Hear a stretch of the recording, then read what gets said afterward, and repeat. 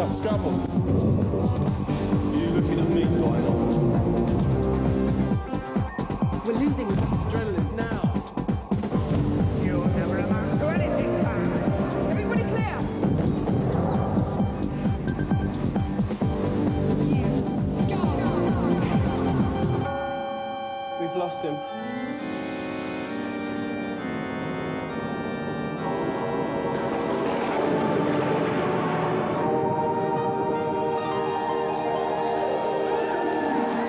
Welcome to Gamesmaster, the show that takes the competitiveness of 15 to 1, the drama of Brookside, and the humour of Whose Line Is It Anyway, puts them all on the line and says, bog off, we can do better ourselves. And over the next 25 3/4 minutes, we're going to prove it.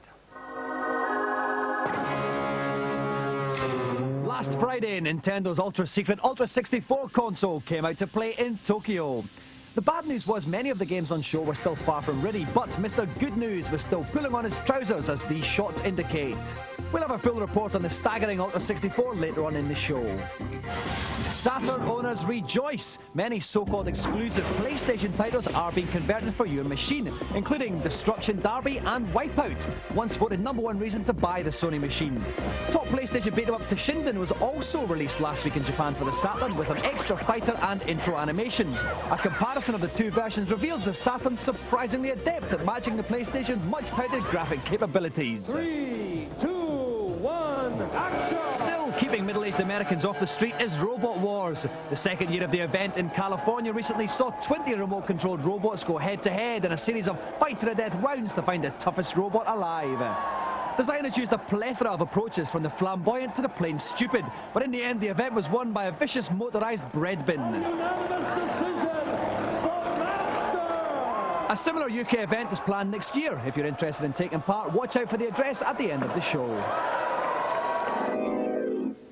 They say money is the root of all evil, although speaking as someone who has tons of the stuff, I'd have to disagree.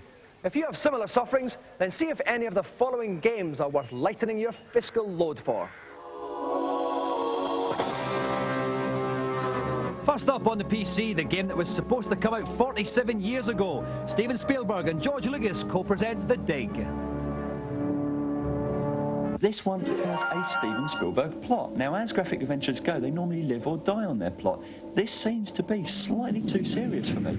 The games that went before it, Day of the Tentacle and Full Throttle, were both very humorous and very polished. But this one just seems to have the polish without the heart, and I think as a result, it could fall flat on its face. It's the puzzles that are going to really count, and fans of the genre aren't going to be disappointed when it comes down to that.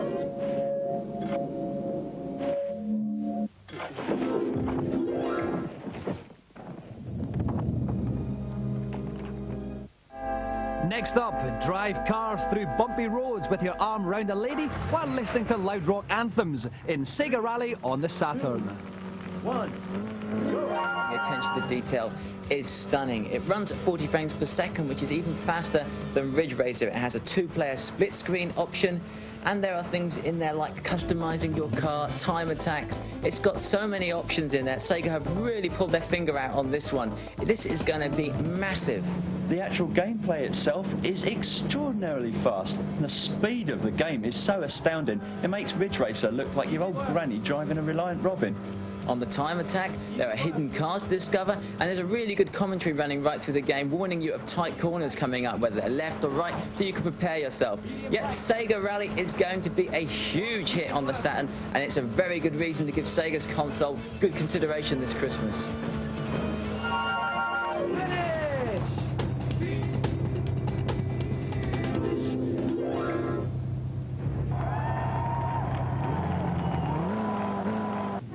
Finally, more toys for the boys as gung-ho military types fire Freudian rockets in a psychoanalyst's dream. Warhawk on the PlayStation. It's one of those games where you fly across great expanses of land, it's completely flat, nothing going on, and all of a sudden out of nowhere up pops an enemy building for you to shoot at. How convenient. Now, Dave's probably one of those shoot-em-up mentalities that likes to shoot anything that moves. This is far more strategical than that. There's only 6 missions, although each one is split up into different sub-missions. Other than that, I don't think it's going to last too long, but it is a good game while it does.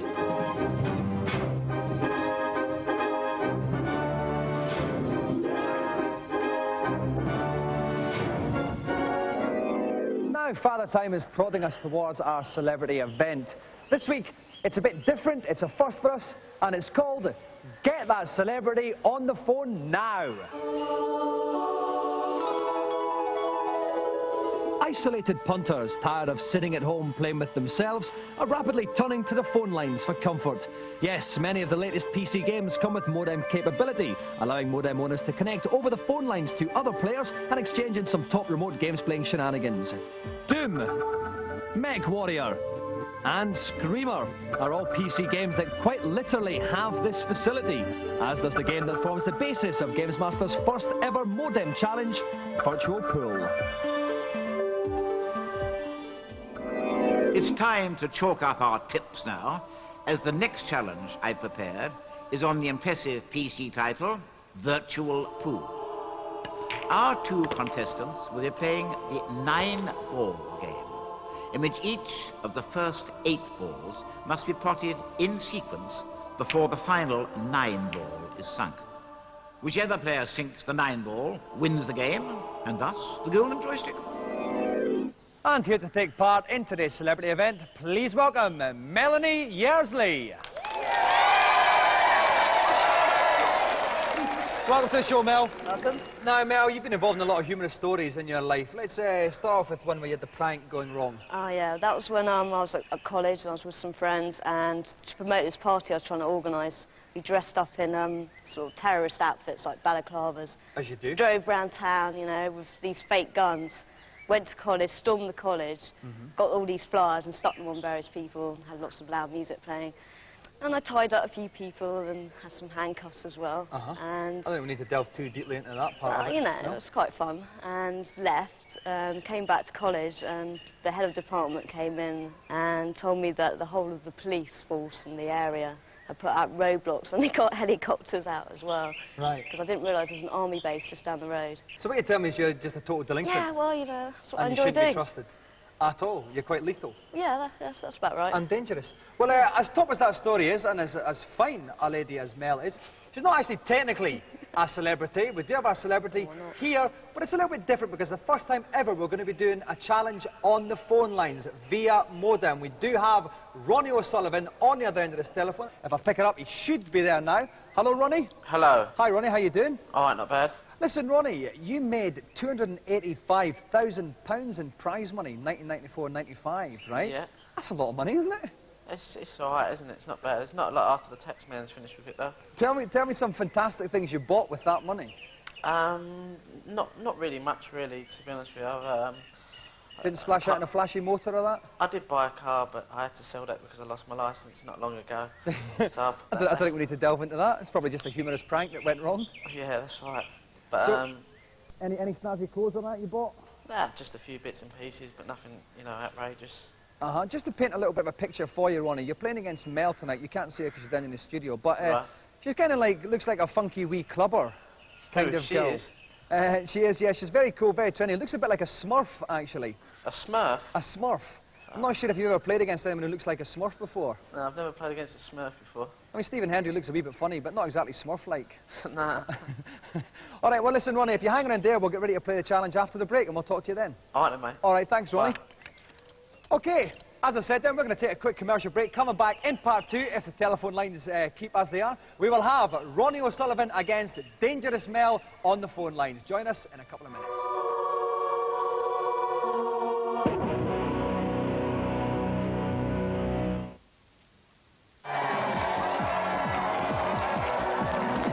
Welcome back. We're ready for some top phone line game playing action here with Virtual Pool. We've got Mel here, who's incredibly dangerous and almost got arrested for being a terrorist once.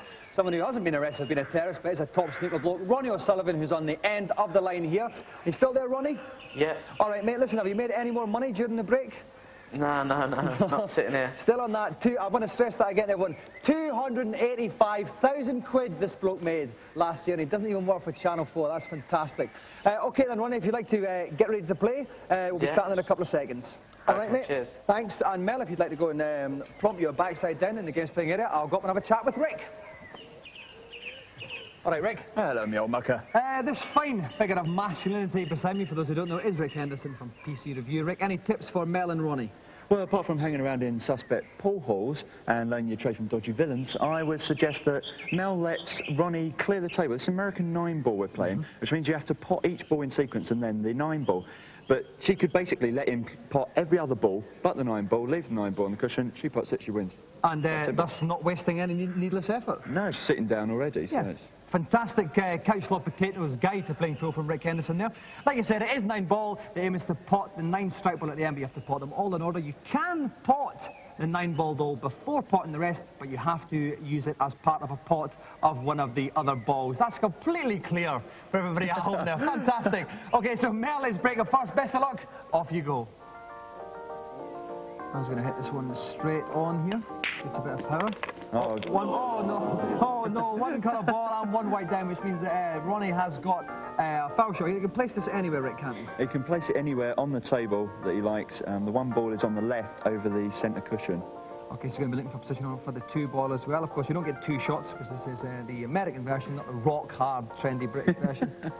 He must be chalking the tip off that cue. There he goes, nice long stretch there. Yes, and that's the 1 ball saver then for Ronnie. And the 2 ball is the blue one, up on the top left-hand side. He hasn't, he's left himself in a bad position on that one, mate. He could, I suppose he could maybe try and double it down to the bottom right-hand corner.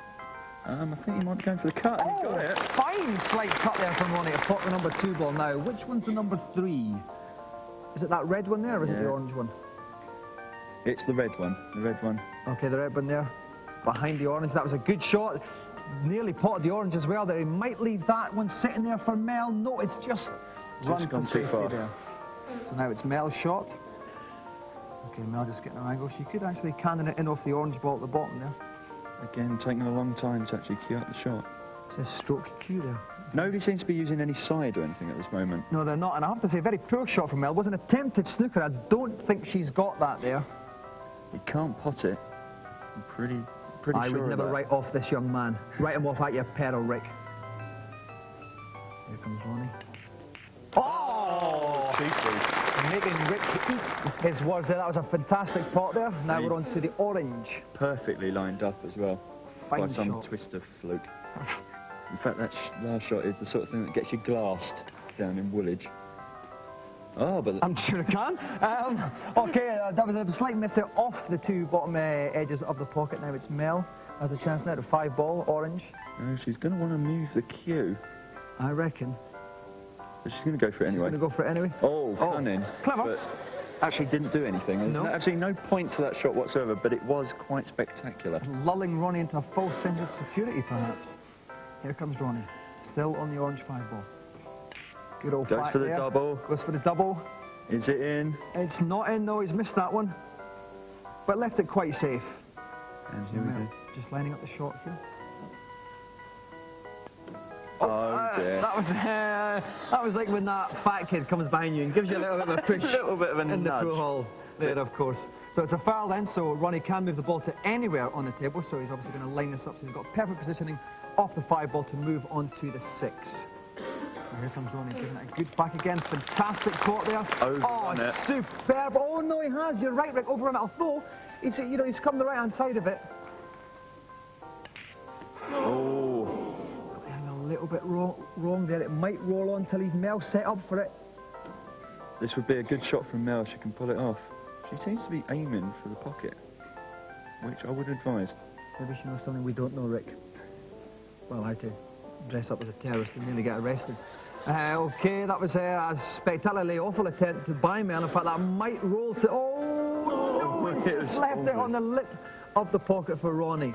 But remember, of course, it's the person who pots the strike 9 ball who wins. So all of this is mere snooker foreplay. A bit of foreplay. A bit of a spectacle. It's like John Virgo's trick shot. It is, only funny. Okay, that was another fine pot there by Ronnie. If he manages to get the double here, he'll be perfectly set up for the 8 ball. Again, giving it another good whack there. Oh, fantastic. He trebled that one. That's the 7 ball, and now he goes for the 8 ball. 2 balls left, but of course, you know, if he gets us in and fluffs on the 9, and Mel can just step in there. And fantastic long pot there, Rick, wasn't it? He's now coming true to form. Ice cool, this is it. Mel still hasn't got a single ball. This is surely going to be an easy shot here for Ronnie. This has got to be easy, but if he leaves it over that pocket, you never know. There he goes, he lines up. Oh, he's overcooked it a bit. Hammered it, a little bit of flash, a little bit of showman coming in there, Rick. He's left it pretty safe because there is a good chance that the white might go in off this into the top right-hand corner. That's true. Let's see how Mel does. She's just taking aim here. That's looking a little bit better, Rick. Yeah, that's a good position there. This could be the winner. She might actually miss it from there. I just suddenly thought. No, I see again. It was too slim. Too slim.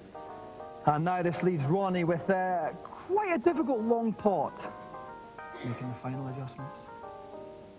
Putting it back. And he whacks it again. Oh, and again, it just overcut it. Oh, he's a dashing gay blade of a pool player, isn't he, Rick? And now he's left it in a very dangerous position indeed. Now, this could be curtains for Ronnie here. This is a very easy pot here for Mel. But she's coming the wrong side. Going the wrong side, Rick, wrong side of the ball. I think she wants to go more. That's a little bit better there. Almost as if she's listening to us. Almost as if she is in the same place as we are. She's pulling back. Oh! That's the last time Mel takes advice off us, Rick. Glance against the pocket. And now it's Ronnie. And of course, this will go down in history as the battle of the 9-ball. It certainly was. It's like Dennis Taylor versus Steve Davis. Except the Championships 1985. Oh, and that was it. He was given one chance too many by Mel. Ronnie sinks the straight line by phone. Ronnie O'Sullivan is the winner.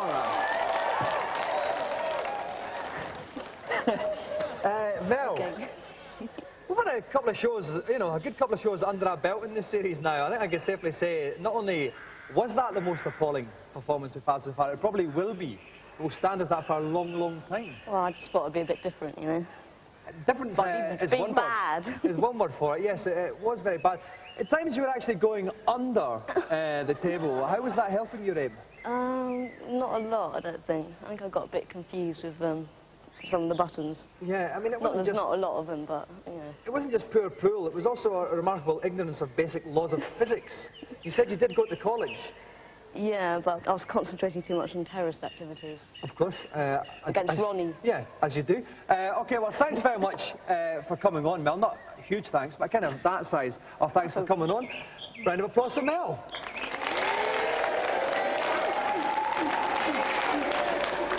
And of course, on the other end of the phone line, the victorious Ronnie O'Sullivan. Ronnie, you there?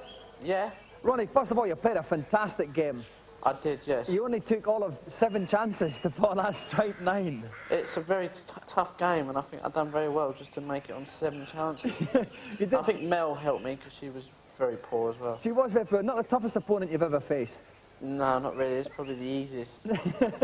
Well, listen, thanks very much indeed for joining us on the telephone, Ronnie. And if you were here, we would present you with a golden joystick in person, but we're going to stick it on the quickest dispatch rider I'll make it the quickest. It will be. It'll be there as soon as possible. Cheers. OK, thanks for joining us today, Ronnie. Cheers. All right, round of applause for our special guest, Ronnie O'Sullivan. Who's played a major part in this. Fantastic piece of phone action there. OK then, we'll restore things to a more sense of normality here as we go to today's feature. It is the most powerful games machine in the world. It has a new controller that offers a different gaming experience, and it promises next-generation versions of some of the most popular titles ever. It's Nintendo's Ultra 64, and it was unveiled last week at the Shoshinki Show in Tokyo, along with demos of 13 games in development. And here exclusively for the first time on TV, all 13 of them. Super Mario 64. The wee mustachioed guy goes all 3D on us.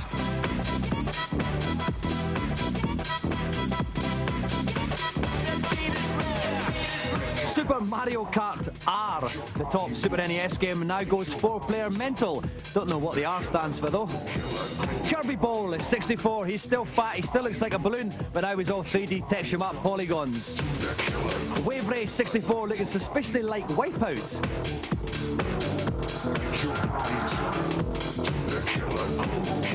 Pilot Wings 64. You may be noticing some kind of running theme in the titles here. Next up, Buggy Boogie, you've guessed it, 64.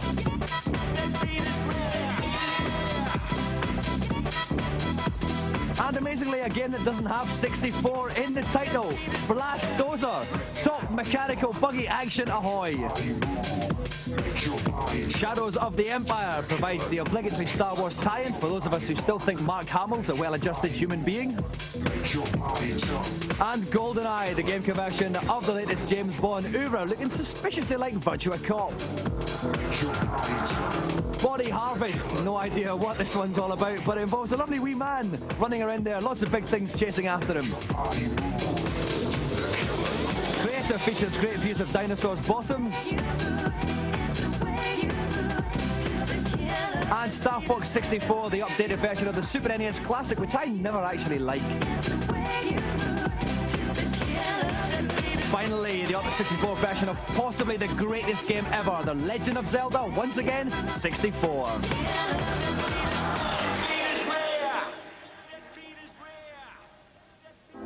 This Pamela Anderson of a console is due for release next spring with a target price of 200 quid. 4 controller ports come as standard on the machine, but perhaps the most interesting aspect of the hardware is the controller itself. An obvious innovation is the central 3D stick, which allows precision 360-degree movement. It also controls the speed of the character, both essential tools for negotiating the next generation of 3D games. And because it's all 3D, different views can be chosen by pressing any of the 4 yellow buttons. The controller is covered in fire buttons as well. Cheeky left ones, cheeky right ones, and downright saucy underneath ones. With gameplay as complex as this, it's no surprise the controller also features a memory card, which enables you to save game positions and customise controller settings. Little wonder then that much of the excitement surrounding the machine quite literally comes from the gaming possibilities offered by it. However, the excitement of seeing the machine for the first time was tempered by the fact there was only 2 demos that punters could actually play. Kirby Ball looked pretty ropey, but even though it was only 50% complete, Super Mario 64 showed all the hallmarks of being an instant classic. The opening screen gives some idea of what's in store, featuring a fully rendered Mario head that players can manipulate in real time. Ooh, hours of fun there, I'll bet. Games journalist Gus Swan was one of the lucky few to have a go. Mario 64 is quite a departure from Mario games in terms of gameplay, just by the virtue of it being in 3D. But it's not so different that you won't recognise the style and movement and the type of actions you'd expect it to perform. The bit that caught everyone's imagination and really made people happy about the machine was the Bowser boss. Just the speed of the graphics and the ingenuity of the effect was really quite different to what we've seen before in a platform game. One of its most striking graphical effects is the ability to take objects, polygon objects, close to the player without them becoming pixelated and blocky, as many players will be familiar with on other platforms. The stage we saw at the game, it was said to be 50% complete, and that perhaps explained why the levels were more sparse. There wasn't any levels where you were panicked with the amount of enemies or terrible jumps that you had to overcome. The size of the game may be up to 150 stages, and from what we've played of them already, it looks as if it's going to be extremely playable, with lots of hidden features as you progress. So I don't have any doubts it'll be a great game. So, after a year of leaving the next generation field open to Sony and Sega, the biggest video games company in the world is poised for a truly formidable comeback. Admittedly, the games themselves, costing 60 quid, are well behind schedule, but from what we've seen so far, it looks like when it finally arrives in April, the Ultra 64 will be quite smart as it happens. And that's it, the sun sets on another Gamesmaster, and I leave you with this thought. Life is a bit like a telephone call. It's great until you try to chat up someone who's engaged. Goodbye.